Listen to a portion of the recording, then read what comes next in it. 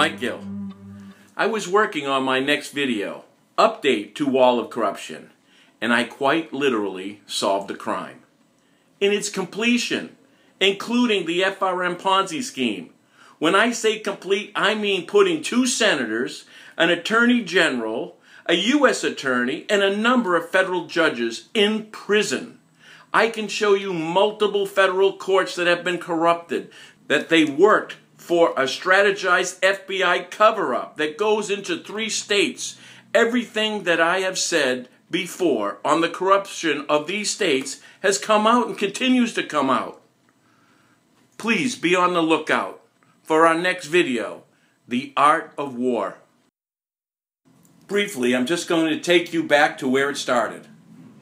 I'm going to take you back in 2007 to quite literally a home inspection where in my closet, my ex-wife's closet, I noticed, on tape by the way, she had a book of Sun Tzu. I asked her where she got it. She got it from her divorce attorney, Ronna Wise. You maybe remember Ronna Wise. She was the one that took my wife's therapist records. If you watched the video on You Be the Jury, you might remember Ross stumbling over the fact when he met Wise and that he didn't know the records were destroyed. Sure he did. And she's got them. That's what he knows. I find The Art of War is an interesting book to give to a parent going through a divorce. We have 5 small children at the time. No mercy is the theme of the book, isn't it? No one considered my children, and nobody showed my children mercy. I'm going to attach my daughter's letter. That was what my little girl thought of her father. And this is why I do what I do. Because I am going to be that hero that little girl thought. And I will punish the criminals. I will punish the guilty. And this is a personal message to Ronna Wise.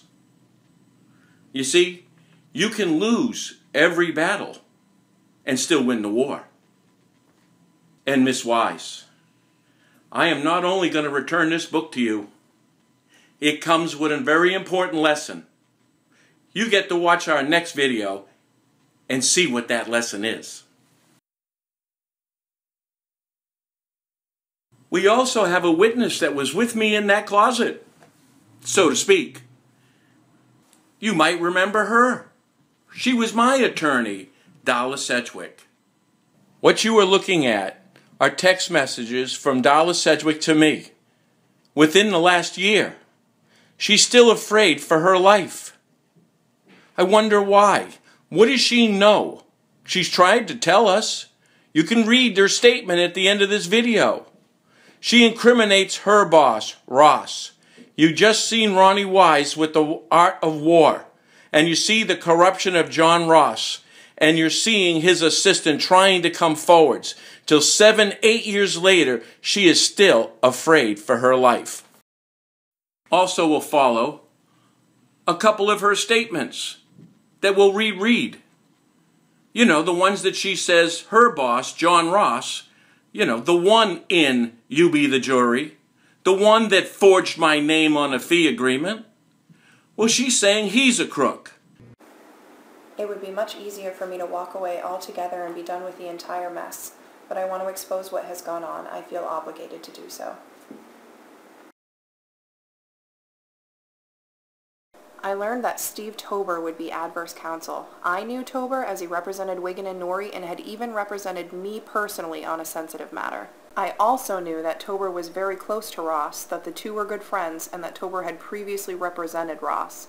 From the time Tober first appeared in the case, his litigation tactics were extremely aggressive.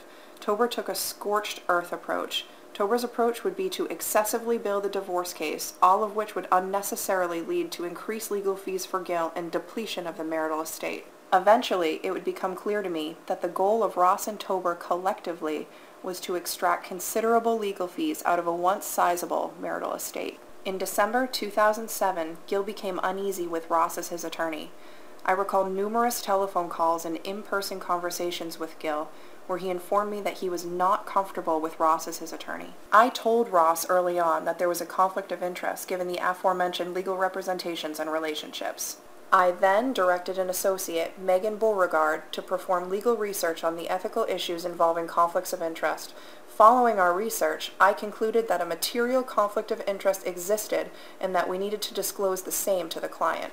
At the time, I did not know, but would soon learn from my associate conducting the legal research, that Ross, too, had been represented by Tober in cases involving ethical and legal malpractice violations. Given the above, I prepared a motion to disqualify Tober as attorney for Mr. Gill's wife in the divorce. The basis of the motion was the aforementioned conflicts of interest, the overall impropriety, and the potential significant compromise of the client's interests in a hotly contested divorce. I had countless discussions with Ross regarding the issues of the conflicts and argued strenuously that we move forward on the motion. On several occasions, I asked Ross why he would not permit me to simply talk to the client about the conflicts issues, especially since I had come to learn that Ross, too, had been represented by Tober. I could not understand why Ross was so insistent in his refusal to seek to disqualify Tober. I became so frustrated and distraught over these issues that I began to confide in several people close to me about the ethical dilemma. Specifically, I talked to Megan Beauregard, as well as my then-current husband and even a relative, all with the single goal of trying to find out why a senior partner at my firm would block the disclosure of a conflict of interest. Up until this point in time, I had only the highest regard for Ross. I worked extremely hard on his cases and felt fortunate to work with him. Gill was unaware of the conflicts of interest relating to Tober's prior representation of me, Ross, and Wiggin and Norrie. However, from the inception of Tober's involvement, Gill was uneasy with having Tober involved in the divorce because just prior to Tober's appearance, the records of a therapist, Dr. Broussard, went mysteriously missing while Gill's wife was represented by attorneys Rona Wise and Matthew Kozel. As I mentioned, in December of 2007, Gill became uneasy with Ross as his attorney. Gill expressed concern that a plan existed between Ross and Tober to bill the divorce case excessively. Gill was concerned that Ross did not want to have any contact with him. On numerous occasions, I continued to inform Ross that Gill was uneasy with Tober's involvement and was likewise uneasy with Ross's representation of him. I implored Ross to speak with Gill regarding Gill's concerns. However, Ross did not want to deal with the issue of whether a conflict existed by virtue of Tober's involvement, and Ross would not speak with Gill. In Ross's opinion, no conflicts of interest existed by virtue of Tober's involvement. Ross never discussed with me the subject of Tober's prior representation of him. Again, I could not understand why Ross seemed to be fighting not to move to disqualify Tober. During this time period, the global economic crisis had begun, and there were numerous in-firm discussions about rainmaking and billing clients. It became clear to me that I was being set up for something, and that if anything went wrong with the divorce, I would be blamed. Indeed, I knew that eventually the aforementioned conflicts of interest would lead to real problems with the client. I informed Tober of the motion, and it was clear that he was troubled by it. For example, at a court hearing following having advised Tober of the motion, Tober appeared to be trying to intimidate me by standing uncomfortably close to me, scowling, and generally looking threatening. I also began to realize that Ross's behavior in litigation style became unusual. For example, Ross informed me that if and when Sarah Gill's deposition would go forward, he would aggressively explore incidents of sexual abuse she suffered in her past. Doing so, however, would not advance the interest of Gill nor be relevant to any issues in the case. It was also out of Ross's character to engage in such lines of inquiry. It then became obvious to me that this line of inquiry would only be used to delay the litigation by forcing Tober to stop the deposition. Indeed, Ross was so committed to preventing the deposition of Sarah Gill in order to allow the extremely lucrative, approximately $100,000 per month case to continue, that he told me that Sarah Gill would never sit for a deposition. Ross said that either Ross or Tober would feign a heart attack or some other medical problem in order to stop the deposition. Ross told me multiple times that Sarah Gill's deposition was simply not going to happen. Meanwhile, it seemed as though every effort I made to advance the case was being thwarted. For example, I tried for many months to secure the deposition of the opposing party, Sarah Gill. Yet, when I would discuss this with Ross, he seemed unconcerned that we were unable to secure the deposition. Likewise, as discussed below, Ross was unconcerned and uninterested in the mysterious unavailability of Dr. Broussard's records. While Ross and I had worked closely together for years, there was now obviously sharp tension between us, and he was beginning to communicate less with me. I began to believe that Tober and Ross were in constant communication and were conspiring to frustrate the case from being advanced to closure. During this time frame, Wiggin and Norrie's financial challenges became more acute. For example, there were no bonuses distributed at the end of 2008, and the litigation activity in the firm had declined precipitously. The firm had many meetings regarding its financial challenges and the economic slowdown generally in the legal profession during this economic recession. As the case continued, it became clear to me that anything concerning the case which I would tell Ross would soon be learned by Tober. I concluded that Ross was not representing the best interest of the client, but instead was acting in collaboration with Tober to continue the case and continue the sizable monthly legal fees being paid by Gill. Despite all the fees and my best efforts, depositions had been blocked or thwarted, and other depositions, such as Sarah Gill's, as noted above, surely would not take place under Ross's watch. I no longer trusted Ross. I stayed out of the office as much as possible. Occasionally, Ross would call me and inquire about the case. His most common question was to inquire about the client's current thinking. Through my conduct in the case, I began to make it clear to Ross that I would not be a party to what I saw as unethical conduct, and this created greater distance between me and Ross. Eventually, this friction was expressed in an email response that I had sent to Ross. He had asked me, in an email, to engage in some ethically questionable conduct, and I responded that I would not do it. By this point, I was close to leaving the firm. I did express to Ross the client's displeasure with the case, the lack of depositions, and other related issues. I informed Ross that the client wanted to interview other law firms.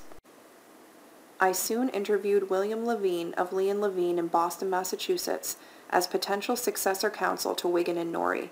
I explained to Levine that depositions had not been conducted, that discovery efforts were being thwarted by Tober without resistance from Ross, and that we had not obtained the therapy records of Sarah Gill.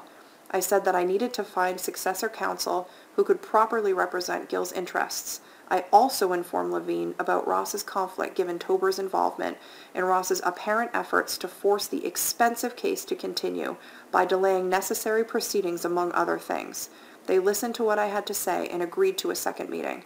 After listening intently to the challenges I was facing in representing Gill, Levine advised me that the situation would not likely end well with Wiggin and Norrie.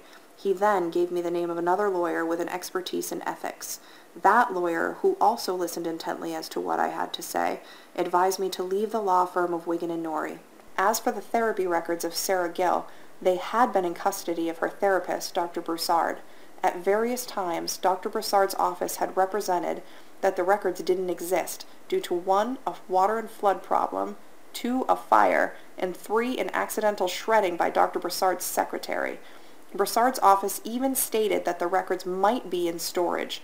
Ross rejected my efforts to challenge in court these suspect and inconsistent grounds for allegedly not having medical records. I came to the conclusion that Dr. Broussard's records may not, in fact, have been destroyed, given my review of the records of Dr. Garber, which note that he reviewed Dr. Broussard's records in which detail a conversation Dr. Garber had with Dr. Broussard, wherein Dr. Broussard acknowledges the existence of the records. From time to time I had heard Ross make highly derogatory comments about Gill.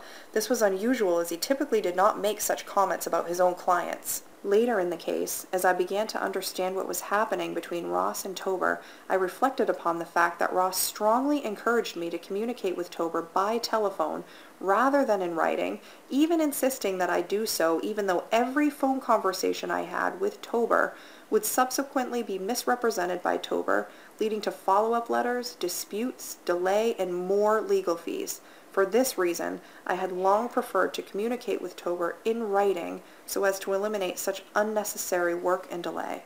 Ross never explained to me his rationale for why I should only communicate with Tober via telephone and not in writing. At some point toward the very end of my relationship with Wiggin and Norrie, I told Ross that I know what's going on here.